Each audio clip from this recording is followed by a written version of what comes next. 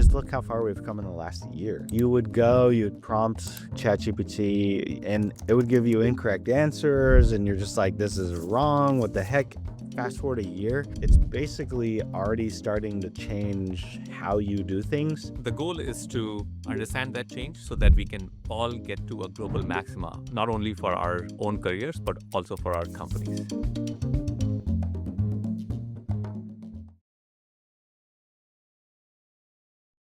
Hello, everyone. I'm so excited to launch Maxima's Agentic Finance podcast today. Uh, in this podcast, we talk to change makers in the world of accounting and finance to discuss and understand the massive change that's coming upon all of us. And the goal is to understand that change so that we can all get to a global maxima, not for ourselves, not only for our own careers, but also for our companies. With that, I'm so excited to welcome and introduce Joshua Waldron to the show today. Josh is one of the person that I've been tracking and then following for so many years. He is SVP and Chief Accounting Officer of Scale AI. Scale AI is one of the most important AI infrastructure company in the world, who's powering so much of the AI usage that we're taking. Josh, welcome to the show. Thanks. I'm excited to be here. Appreciate the introduction. You're too kind. Before we get into some of the questions and learnings, I would love people to have a little bit of a context about Josh. So, Josh started his career at Big Four, like me when I started at EY, and after that, he has had incredible uh, opportunity to contribute to companies like Uber during its hypergrowth phase. He built the finance and accounting foundation of Scale AI from ground zero to today, when you guys are at $2 billion ARR at the last public information, and $29+ billion valuation with amazing customers like US Army, all the labs, and General Motors, and so many more. So, Josh, I'm so excited to get started here, and then hopefully we can talk about certain valuable things that people will enjoy and learn from. So, I'll kick it off. We all spent our time in Big Four firms. Those were long, long days, and many people like to focus on how painful those were. Now that you've had about 5 to 10 years plus of those times, what are the one or two skills that you learned during your time at Big Four that you found to be most useful during your tenure at Uber and at Scale AI? Yeah, that's a great question. I would say two things. Well, three. One, probably hard work is one of the things that I learned. You put in long hours, and you can either make the most of that and work hard and learn and grow and develop different skills. And so as I did that, I mean, I remember during busy season, especially at PwC, when we were working through the Twitter IPO, and you're working 100 plus hours a week, and sometimes drinking 3 energy drinks in order to be able to make it through your day. But at the same time, you're working very hard, and as a team, that's something as well. A second one would be teamwork. And the importance and value of team. Like, we all share a part of the whole. And in order to be successful, you want to get the most out of your team, and so ensuring that you're working together it is equally as critical. And then I would say the third thing is around, kind of, call it ownership and accountability. And it's, as a team member, you are required to own a certain piece of things, which contributes to the whole. And therefore, as I worked through the IPO, all of those types of things, every single person on the team had a different part that they played, but without that part, you can't be successful together. And so really driving the ownership and accountability, and helping the team to realize and understand how important it is that they too remain accountable and are a true owner. So I would say those Right. three things. So hard work, ownership, and teamwork. Uh, Yeah. Take me through your time to Uber at the time. You were probably at the most critical time of Uber when it was the company in the valley. You took the company public and did a lot more transformational change there. Using one or two examples, take us through the finance maturing of Uber, where you really deployed these skills and made an impact. Yeah, no, for sure. And to step back into public accounting really quick, I had gone through the whole IPO process for Twitter, and it got me super hungry to go and find us a very impactful company that I could be on the inside to actually be part of an IPO, not just as an advisor.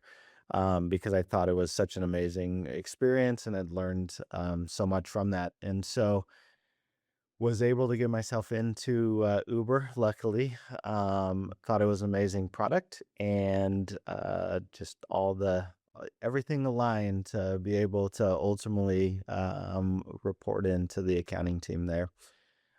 When I first started, it would take us the entire month and sometimes additional days in the next month to close the books. Wow. We were on QuickBooks. We had 54 plus entities globally.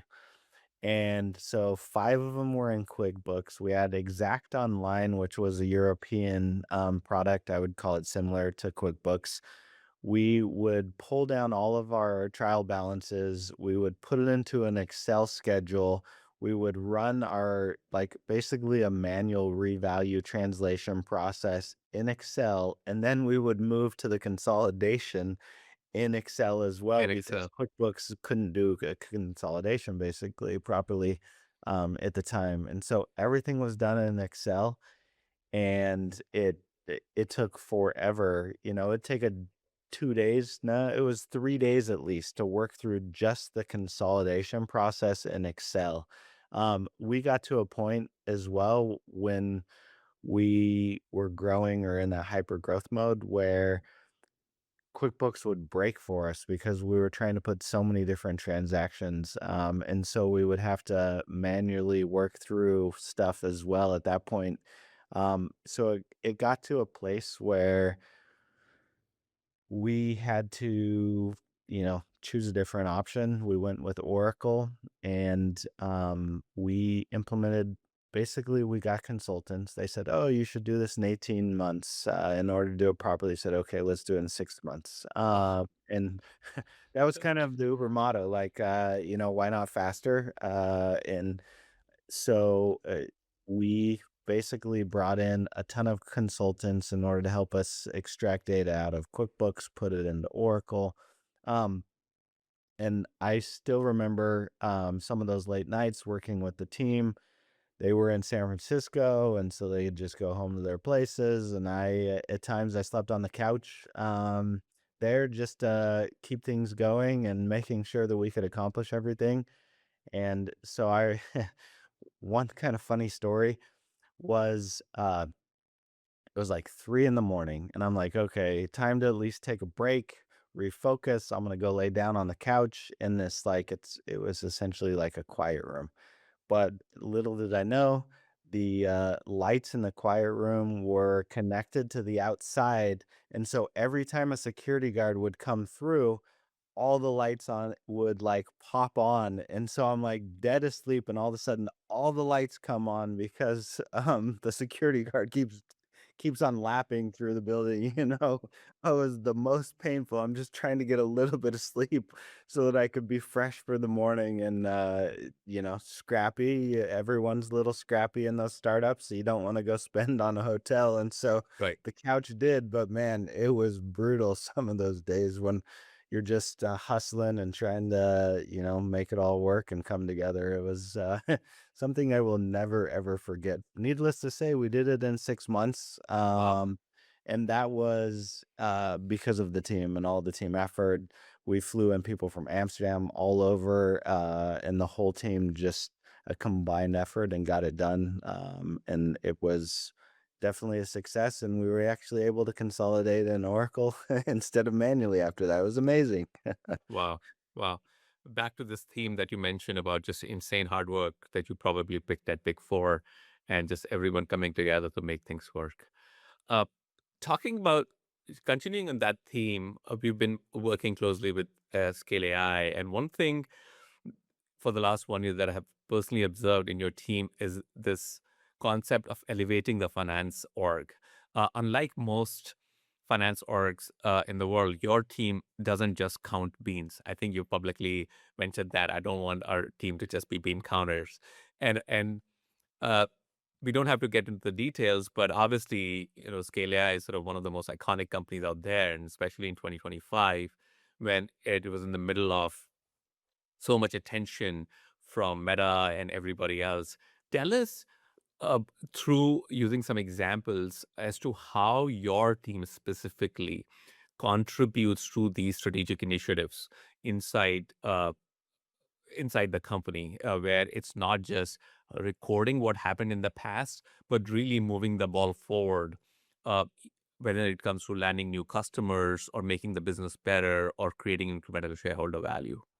Yeah, for sure. It's a great question. Yeah, there was definitely a lot going on. I mean, still is, but I would say ever since Chat GPT came into play in early 23, it's just been a race and a hustle for the whole company. And what was super important to me, to your point, is not to be bean counters, but actually to be someone that can help drive value and ensure that one, from a leadership perspective, they have the information, the data they need in order to make decisions. And so we essentially have been looking for opportunities or ways that we can leverage AI to give us data faster or to calculate or work through things faster in order to be able to then have the information more timely. For us, it's been about simplifying. So we went through a process of saying, all right, what are some of the largest things that take the most time that make it so that we can't go and provide that information, instantly, essentially. And so we made a list, and then essentially since that time, we've been going through and just kind of checking off items on the list. One of the first items, as an example, was just cash reconciliations. It took us two plus weeks in order to be able to just work through all the different data sources, and basically be feel like we know what our cash balance is and is fully reconciled, which is kind of funny to think, that it would ever take that long. We implemented a tool using Maxima, and now it's almost instantaneous. And as a result of that, we now can basically go in, look at our cash balance at any point in time, and be able to say, okay, it is something that our CEO has always looked at. Even though we have, billion plus on the books, at the same time, we always manage cash and make sure that we're spending it wisely. And so being able to have an instant snapshot at any point in time has actually proven very useful, because when we need to make other decisions around, okay, if we want to make a strategic investment of some sort, do we have the cash? Do we have the financing? And would it make sense for us to do so? And so we've been able to provide more timely insights into things like that that have allowed us to make decisions. So that was the first thing. I would say one of the other things that we've been doing is also trying to build agents or other things that would enable us to calculate things much more quickly. And so one of our forecasting, or something that we forecast as a company, is we have to look at how much revenue we're going to get from a consumption perspective, which means that essentially we're performing tasks for all of these companies. And that helps us to then be able to make decisions on staffing, on how many different individuals we need to support that process. And so if we don't have it timely, then you run into the issue of, either overhiring, underhiring, and not meeting the demand, those types of things. And so it's been super critical. And what we've done is continued to create some agents in the process that will, one, reconcile that data more timely, It used to take us, even from a billing perspective of our customers, or even being able to manage all the data associated with a particular customer, it could take us 2+ weeks in order to reconcile the data, pull the data, help finance see what our issues were, and then working through all of those types of things. It could be up to 3 weeks before you have a bill to a customer at the end of the month, which wasn't sufficient. And so we added some agents in that it allowed us to essentially reconcile it almost instantaneous, and it enables us to then understand, know what the issues are. We even get so far as using AI to say, okay, what are the trend lines, which projects Forecast. are, winding down or we're seeing less of, and we might want to actually, put more into if we continue to have the budget around that project. Have we hit budgets? Are the sales that we have for different customers being eaten up, and do we need to have a new sow? All those types of things are now being able to be flagged, managed Yep. properly, timely, and quickly. And that allows us to either drive more revenue associated with different projects or strategic partners, things like that. Got it. So it's really enabled a lot more visibility into the business, which has then in turn enabled a lot more decision making. In call it more real time than, hey, you're a month behind everything, and you're now making decisions that are almost irrelevant because a Right. month is a long time in a company like ours. 100%. During our conversation, you've talked about this concept of continuous close or real-time finance. I think you've been sort of one of the early proponents of this. Uh, it in the world of AI, where agents are performing ton of work, tell us how uh, real-time finance, real-time accounting would be possible, and maybe one or two benefits to the finance leadership of having real-time finance. Yeah. Um, so, leading the finance team now here at Scale, one of the things that you're constantly doing is every single week, you're in a way updating your forecast. I will say we do not have full real-time finance right now. Of course. It is definitely something that we aspire to, and are, checking boxes as we move along of the things that we need to do to get there. But how I see it, or why I feel it's so important, is back to the forecasting process. It's this motion that takes, 2 to 3 days for a lot of teams. You've got to go outreach to all of your different business partners, understand if there's any updates, if certain customers, drove revenue certain ways, or, you missed delivering something that's a milestone, whatever it might be, right? And so you have to go through this holistic process to try to make sure that you're understanding where you're landing from a perspective of revenue, top line, EBITDA, cost, etc. If there are any surprises, etc. So it's this whole motion or process that you're having to go through that just takes way too much time, in my opinion. And so the concept in my mind of getting to a real time finance, or, continuous close, whatever you want to call it, is an opportunity to where you've built in enough agents or other products, agentic products that enable you to actually, let's think about fixed asset. It comes in through your AP module, or, whatever product you're using, and it's processed instantaneously through your system, and the schedule for the amortization is set up automatically, right? So, and then all your team has to do is take a look and make sure that everything's done. And over time, it actually just does and flows and goes. So that way you're not doing that anymore. Same with prepaid, same with any of those types of things that ultimately require some sort of capitalization, amortization, etc., in order to be able to properly reflect where you're at. From a revenue perspective, think about where you have essentially, so we actually use a Snowflake database, and so we're constantly querying that to say, okay, what revenue has come in, what rate times quantity per se, right? Yeah. And so if you have an agent or a product that's going through and actually just able to go out, capture and bring it all in and tell you, then at any point in time, you just have a snapshot that is essentially telling you where you're at, what's going on, and you have this source of truth that you're going to that is always basically is providing you with real-time data of where you're at from a financial perspective.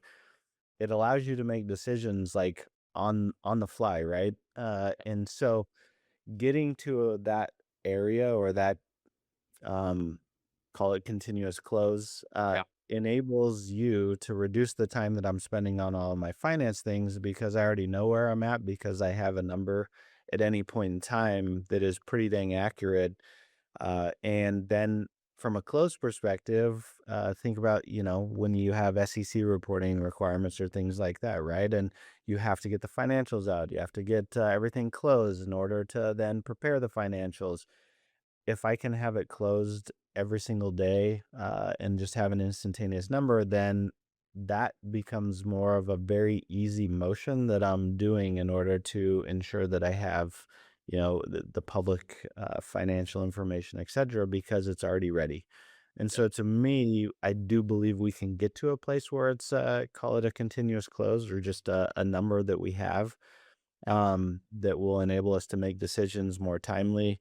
Uh, but also it's more than that. It's the opportunity to give back time to your team to actually Yeah. then do things that are of more importance. Sure. Like every single accountant you talk to is probably like, I hate close or I Yes. don't enjoy close because all Yeah. I do is close. You don't want to be in that. It makes it so that your life Hamster wheel. accountant, you don't feel like you're adding value. All you're doing is Yeah. actually just closing the books to give the numbers to someone.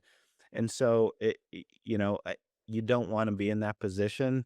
It's hard to retain employees that feel like all I do is just close the books. But two, you're not adding value until that information is available. And so the sooner you can get it available, the more value you're adding to the business ultimately. Um, I'll Yep. stop there. I can keep going That was forever on super it. helpful.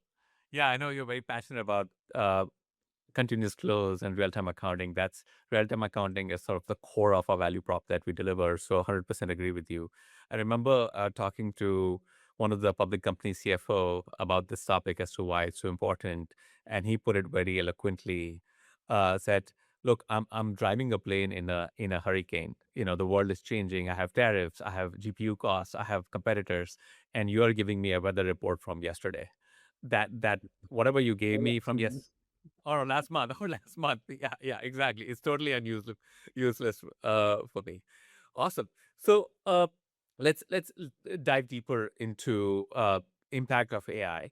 So this might sound provocative, but in if you were to think about accounting and finance functions from in 4 to 5 years from now, what are the one or two accounting workflows that's currently painful and being done by humans that completely disappears, that becomes touchless? It's a good question. Um, I I will start with things now that I see are already being replaced, and then as we move out into the 4-year mark, the where I think we'll be. I honestly, it was interesting. Right before talking to you, I was on a phone call, and we were talking about this a little bit, and it was like, just look how far we've come in the last year. Like you'd prompt, call it ChatGPT, whatever one model you want to talk about, but and it would give you incorrect answers, and you're just like, this is wrong. What the heck? And fast forward a year, and like Claude Cowork is potentially one of the most amazing tools. Like my team now uses it for a review of their work papers, if there's errors or redundancies or circular reference, anything like that, and it calls out and it performs a first review before they basically send it in for a final review, upload it into NetSuite, etc. And so it's basically already starting to change how you do things. And so if I look like even the next year, I see AP, T&E, prepaids, fixed assets, all of those that a lot of times or a lot of companies go and say, hey, we'll just outsource this to Accenture over in India or whatnot. Like I don't see that being necessary anymore. Not that you want to get rid of all the jobs of all of those people, but at the same time, AI is going to be able to, and it already has the capability of doing a three-way match of, creating an amortization schedule. I think we've worked with Maxima even on our fixed assets and prepays amortization schedules to Yes, automate it. Like, it's those types of things that will go away and then be able to focus on the next phase of, okay, what can we do now? So I think that's the short term of like the easy wins that any company can go put in agents and enable you to basically do a lot of the work that's being done manually right now. That again allows me to say, okay, what is the next area of focus? To me, it's that instantaneous revenue. A lot of and then the forecasting process and in your forecasting tools and presentations or reporting, right? And so getting back to that continuous close, I think the next phase or things that that we will see will happen is you'll be able to create agents that essentially go out, pull the data, extract it, put it into a report, enable you to then make or see like, okay, what customers have gone down in revenue, or have we missed deliveries or missed milestones? Um, that will allow me to then go and say, okay, guys, how can we get back on track? We missed this milestone. What can we do in order to then ensure that we can hit it before the end of next month so that I can at least make my quarterly numbers or things like that, right? And so I see you being able to truly centralize your source of truth, your source of data, and then make it so that you have that opportunity or ability to then timely circle back with the business and help drive accountability within the business itself. And so it will give you the reporting and the functionality to enable you to make the decisions you need to as a company more timely. I mean, I won't say it's full circle, but you're going back to where you're actually driving in a hurricane or whatnot, and you can see where the lightning is striking and you're avoiding those types of things, or you know that you need to head through this spot and you can actually drive your plane through that spot that's fine. because you have the data and information at your fingertips to do so. I see us driving towards that as a holistic industry, which will, in my opinion, make finance even more of a powerhouse within the company itself to really help drive and the decision making at the company. That's the things that I see will ultimately be more automated as a result of adding in agents. But then cost savings is the last thing that I see coming out of that, right? Like, give an example of something that we've done recently. It is you give access to your Uber account to, make a corporate Uber account, and everyone feels like it's suddenly their own chauffeur. And so you're like, well, we can't all of a sudden have this ballooning cost of Ubers because everyone feels that way. So we've put in an agent, and the agent basically goes through, it gives a readout of who the top offenders are, and then it will send messages and it will even cut off access if they continue or are recurring things. So the agent will basically do all of those things because we built it to read through our Uber account, Wow. look for X. Oh, is someone taking black rides that shouldn't, or is someone using Uber Eats that shouldn't, because they're located in an office that already provides food? Yes, flag it, to their manager, and then ask them more details about it. And so it's allowed us to actually bring our Uber costs down as well. That's just an example of how I see, you can drive cost savings, but then you can actually just drive decision making. And like I was basically going and spending my time looking at, okay, who are the top people? Let me Right. Slack them and talk to Right. them about what are you doing here? Why are you doing this? And now I don't have to spend any time doing that. And the agent kind of just operates everything. So it's been a big savings, but that's just an example of how I see we'll continue to add in these agents into our workflows that will do a lot of those work.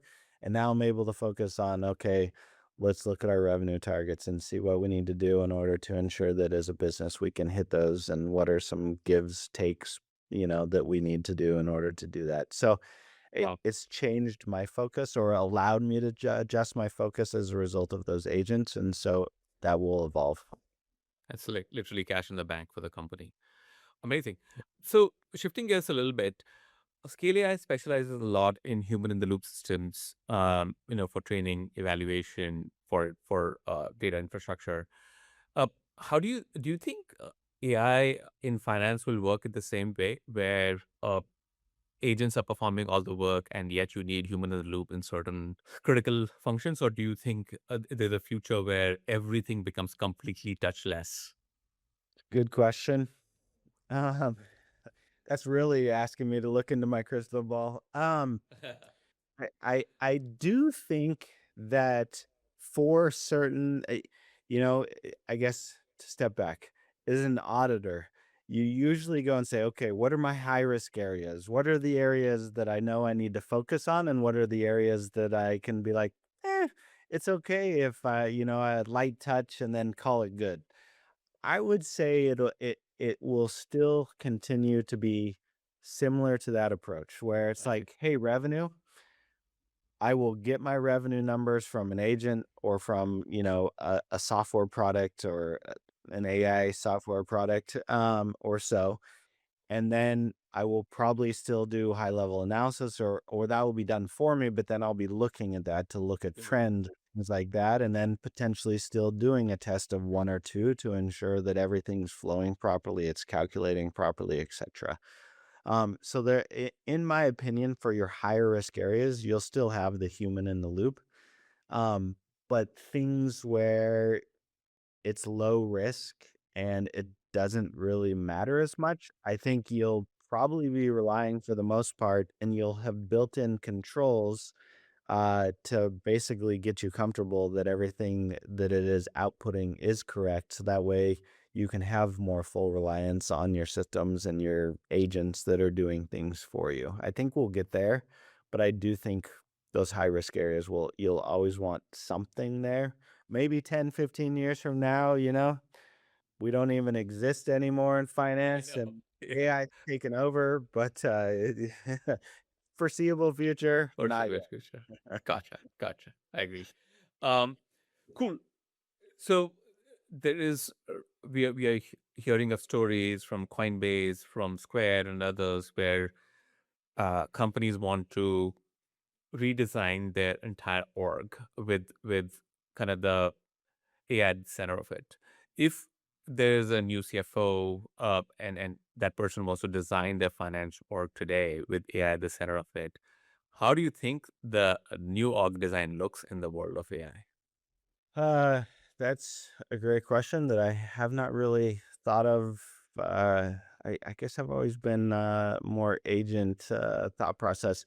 Uh, One thing that we did do, and not to answer your question or go off on a tangent, but one of the approaches that we took in order to ensure that we were being AI forward and AI centric from a finance org is we said, okay, first, let's start and define what the like best in class of a finance org and accounting org looks like. Then next, let's say what are all the different things that take time or we might not necessarily, want to be spending our time on. And then let's go through that process and look for solutions that one will get us to the best in class where AI is basically doing most things. And then two, will take away all of those things that people aren't wanting to do and be able to actually have agents or, a product that is doing it. And so we have already started that process of implementing some of the products that we went through. We had actually a demo day and we brought in a bunch of different, vendors and said, hey, show us your product. This is what we're looking to gain out of your product. And so show us how your product will actually help us to accomplish that, right? And so we went through that motion in order to try to get us to that AI centric, and a governed finance organization and accounting organization. By taking it that approach, I would say yes. If I had to call it scrap everything and then just say looking in, what does an AI centric finance organization look like?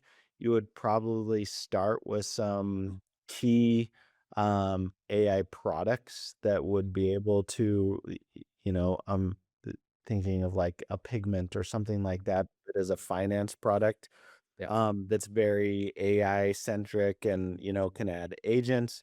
And then on the accounting side, looking at something like Maxima, where it's very, AI centric and you can put in your agents and help build. So you have two strong core products. Yeah. And then probably bringing in an ERP as well that would connect to all of those things. Yeah. And so together you have this kind of very AI egocentric, driven systems that are all working together to, with their agents. And then your team is kind of at that center point working with all of those more on a review basis Yeah. since your agents are doing everything. And so you have more, I would say your team has a different focus, right? To where your team is more just building agents to do different things on their behalf and then Right. reviewing, giving feedback. And you kind of have more of that human in the loop process Yeah. that your team is just constantly iterating on different agents to do different things as issues come up to solve for it versus, writing a journal entry into Right. NetSuite or whatever, right? Yeah. Or preparing some 15-page presentation on your forecast results, budget to actual, whatever it is, right? Right. All of that can be done for you. And so your team is more just iterating with agents than anything at that point versus doing Yeah. the work in a way, right? And do you think one of the questions that a lot of companies at scale contend with is, hey, as I'm making these experiments or trials, one of the potential experiment could be ripping out your ERP completely and then just go something else. That sounds great in theory, and then you've gone through those. Where are you in this camp of, for an existing business, because we don't exist in theory, we have a daily business to run and numbers to report. Do you recommend companies to, especially companies at scale, call it about 500 people and beyond, to do a lot of experimentation on the system of record, or do you feel like the system of record over time sort of uh, becomes more headless, goes into the background, and the agents are sort of at the front? It's like a two-part question on where to do the experimentation and the future of system of record. Yeah. So, I mean, what is an ERP? It's basically debits and credits, and it's a summation of those by account, right? In a way, Yep. and then a reporting of that. So I do think one that could easily be replaced or put somewhere. Whether it's getting into Maxima a little bit, whether it just sits within Maxima. So Mhm. Maxima has all these agents going out, doing everything, and then just pulls in the data. And then all you're doing is summarizing the negatives and positives that are coming between each account and giving you a snapshot. And that's what you're reporting off of. So there's that, but I still think you have a source of truth because, Yeah. somewhere that data repository and that is kind of also where scale started, right? It was kind of like, data will be the most important thing for continued AI growth, development, etc. If you have garbage data, Yeah. it's not like AI is just going to clean it all up and make it magically better for you. I think that's still where your team is going to be involved, is helping to clean up the data. Yeah. But once you have clean data, I think you still have a central repository, and then all of your agents are kind of working into that repository to do all of the different things that you need to. Because in my mind, you still need to be comfortable that it's accurate. And in order to do that, I think you need one source where you can always go back to and find the answers or, basically drive from an accountability perspective versus if you had this ethos of like tons of different things. I think I've seen it too many times, where you have someone that's like, "Oh, our revenue is 50 million this quarter," and it's like, oh no, I've got 52 million. And you're like, Different definitions. man, which one is it? And let's figure out how you define it. And then you spend a whole entire day trying to reconcile between the two to figure out which one's different. Like, now you can ask an agent to do the summation and Yeah, go through that process. But at the same time, that's in my mind what would happen if you had a few different sources or didn't have one central where you're lying, it's controlled, and you're ensuring that it's accurate through the processes that you're going through, or at least using your agents to go through. At least in my got it. opinion. I don't know if I answered your full question, But but I think the second was, as you are doing these trials and experimentation, what's your risk appetite in just kind of ripping out the ERP itself, or thinking about that? And do you recommend companies at scale to do that today, or do you think just yeah, just a thought on that? yeah. I would say we're not there yet. I wouldn't say just rip out your entire ERP system and go for it. Yeah, Sure, maybe if you're on QuickBooks and you can yeah, almost add your debits and credits, then okay, yeah. maybe you can experiment a little bit more. But when you're at a pretty large scale, don't rip it out yet. It's a brain surgery. It's a brain surgery. Yeah, Yeah, and yeah. I'm not a brain surgeon going in and trying to perform brain surgery. It is Yeah, not going to go well. yeah, Um, but I will say it's important that you get comfortable to be able to experiment. yeah, I don't think the experiment yet is like ripping out the brain, but yeah. I think the experiment is like, okay, let's cut off a pinky and see if it regrows. Or something, and like those small things that like or pulling out a baby tooth and in comes an adult tooth. You're doing those types of things and trying to figure out which ones can be successful and which ones you can get comfortable with. Yeah, And then pretty soon you're like, oh, let's oh, what are those? Let's 3D print an arm and yeah, it's working. This is great. And so in my mind, like the first step is really just getting comfortable with what AI can do. And right. as an example, um, we had, getting back to the whole reconciliation of our data, in going into the revenue side of things, where you have millions of transactions that are task based that you have Yeah, to reconcile. It was taking a significant amount of time, and it had 50 different like workbooks within a workbook. yeah, And so it would take the team a lot of time. And it was a full CAO org meeting. And I'm like, okay, what we're going to do is we're going to put this into Cloud Code, basically. We're going to have it reconcile. We're going to ask it for the trend of like which of the projects have declined over the last week, which ones have increased, which ones are old, which ones are new, and give us a summation. Within 5 minutes, we had an entire summary. It had fully reconciled everything. It had told us the rates got that it. were off or inaccurate. And then had also told us here's the five top new ones, here's the five that have slowed down. And then you could keep querying it and asking these questions.